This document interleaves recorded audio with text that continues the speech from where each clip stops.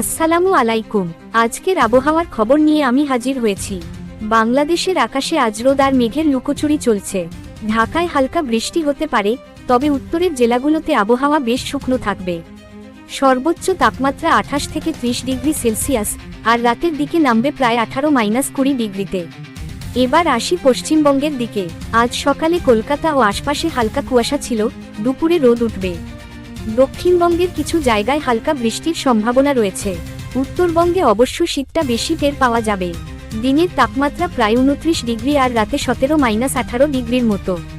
উজ্জ্বল তারা বন্ধুরা, যদি এমন খবর প্রতিদিন শুনতে চাও তাহলে আমাদের চ্যানেলটা সাবস্ক্রাইব করে রাখো আর পাশে থাকো।